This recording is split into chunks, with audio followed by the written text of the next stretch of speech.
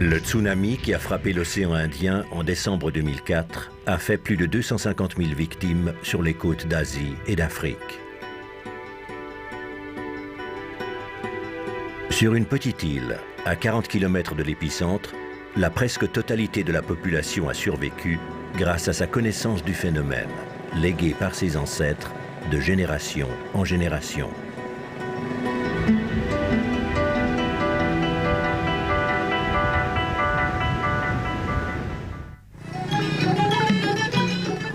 L'île de Simeulue, au large de la côte occidentale de Sumatra, en Indonésie, est un endroit reculé et paisible. Ses 82 000 habitants vivent pour la plupart de la pêche et de l'agriculture. Le 26 décembre 2004 était un jour comme les autres à Simeulue. Le jeune Anto Suryanto, âgé de 11 ans, et ses amis jouaient au football sur la plage quand l'île fut secouée par un violent séisme. Leur premier réflexe fut de regarder si les eaux se retiraient. Kami lari ke gunung.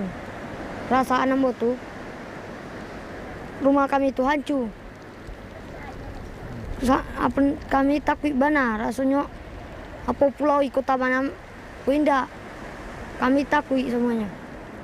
Contrairement à la plupart des autres personnes touchées par le tsunami de l'océan Indien, tout le monde sur l'île sait exactement ce qu'il faut faire quand survient un tsunami. Ils l'ont appris de leurs ancêtres. Dans leur dialecte local, ils ont leur propre terme pour le désigner. Ils l'appellent le smong. Simeulue pernah terjadi semong tahun 1907. So ia dah sisiwan nenek moyang ita masyarakat Simeulue supaya ngale linon sebel we asin surui maka dina humudung mek delok. Sehingga pada waktu terjadi linon tanggal 26 Desember, les habitants de l'île ont eu 30 minutes environ pour atteindre les montagnes. Quand le tsunami a frappé, seules 7 personnes ont été tuées. Le reste des 82 000 habitants de l'île ont tous été épargnés. Non loin de là, à Aceh, sur l'île de Sumatra, plus de 100 000 personnes ont trouvé la mort.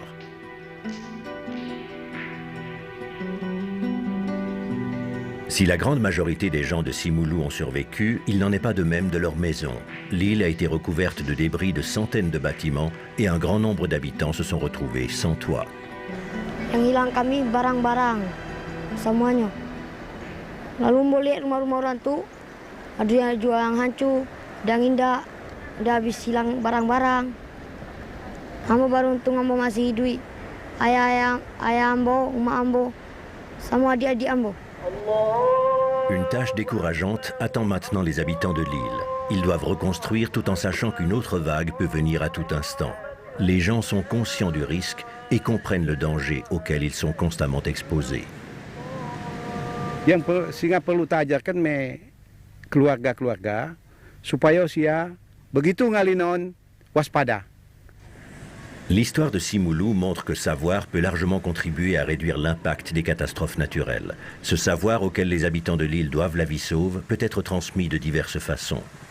It's not just the schools, it's the media, it's the families, it's the community. There are many ways of transmitting information. We need to make people understand more and better what are the hazards, what are the risks they are living with, and then be better prepared to react.